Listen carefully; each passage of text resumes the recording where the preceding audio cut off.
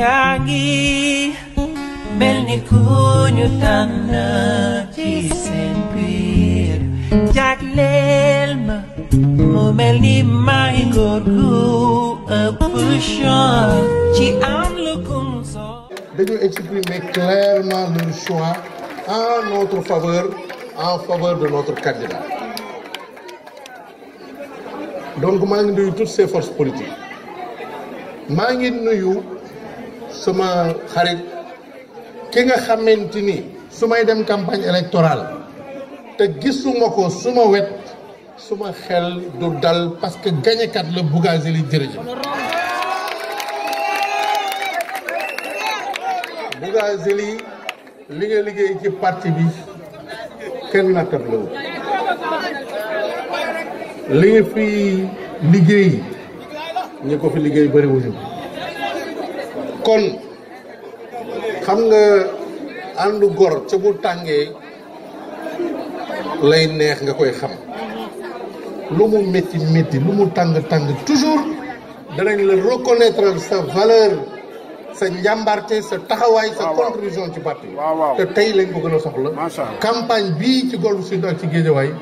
man de su ma gëstoo gis la wala ma xool suma droite gis la danaa ci kontaan kon nag xuusal nga ñëw ñu dem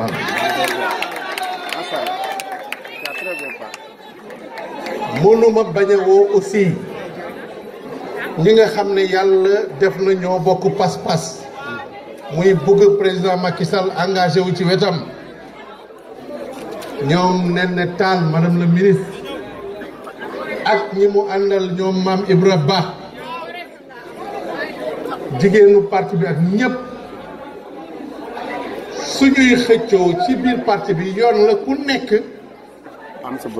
am nga sañ-sañ wax ne dama bëgg léegi waaye dama gëm ne pas-pas bi benn la muy bëgg président di liggéeyal président. Le choix est maintenant clair, c'est Lat Diop.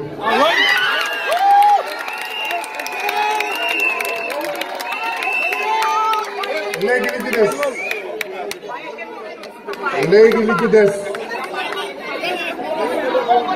mooy nañu tàppe xol yi ni ko mag ñi daan waxee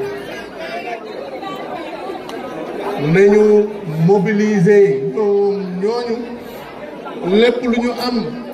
ndax am nañ taxawaay ci parti ñu ñëw jàpp ci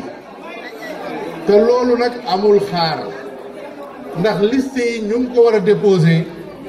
entre le 29 octobre et le 3 novembre ça veut dire que amatuñu jot bu ñu taxaw di xaar. J'appelle solennellement ma petite sœur